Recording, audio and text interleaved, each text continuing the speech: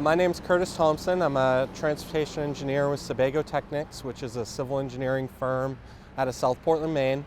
I specialize in traffic data collection and analytics, modeling corridors and developing traffic signal timings.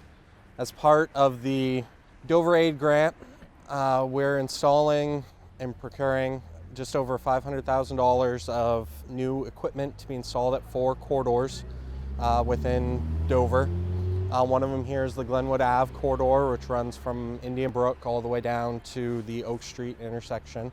The grant that we got from the federal highway, and with the New Hampshire DOT and with the city of Dover, we're automating the traffic lights so we can collect data to optimize the lights real time.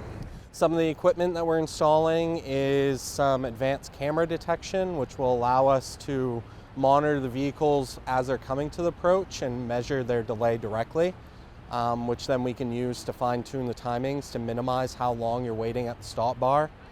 Additionally, we're installing travel speed monitoring devices that allow us to pick up the Wi-Fi signal from your phone or potentially your car, and then do a timestamp to figure out how long it took you to drive through the corridor, which then we can use to adjust our signal timings to improve that, getting from one end to the other. In addition, we're also installing new video detection and standardizing the computer that runs the intersection. You can see on that mast arm, it's got a forward-looking camera, so we can tell if that off-ramp is piling up. So it's giving us that data too. And we have these cameras at pretty much all the intersections we're doing. So we're doing about 17 intersections with this grant, and this will help improve. But this one is the most complex because it has 5 traffic lights within a quarter mile. So there's a lot of stop and going, and we want to try to improve that so people get more of a green and keep the traffic moving.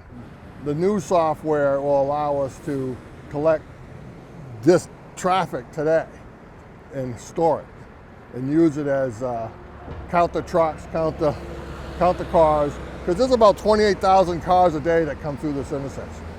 So it's pretty busy. Really, it comes down to moving how we approach traffic engineering. So traditionally, when we retime a corridor, we go out and we spend a day and we count traffic for that one day. And then we'll go back to the office, simulate it, create new timings, deploy the timings, and it's really static to that one-day count that we did. With this new data, we're going to be able to optimize the corridor continuously. So once a week, I'm going to be able to go in, see how the data is doing, make minor adjustments, and hopefully the signals will kind of stay more in tune with how traffic on the corridor is going, rather than being stuck to that snapshot while we were out there. Over the next year, we're going to be troubleshooting and getting all the equipment calibrated and all of the performance measures dialed in. And then we're going to be testing some alternative coordination methods of control. So we're going to look at potentially just really good time of day plans, which is what's out here now, and calibrating those into the traffic. We're going to be looking at adaptive signal control, and we're going to also evaluate some peer-to-peer options where the controllers more work together to get traffic through the corridor. This is the first in the state and probably the first in New England to do this innovation.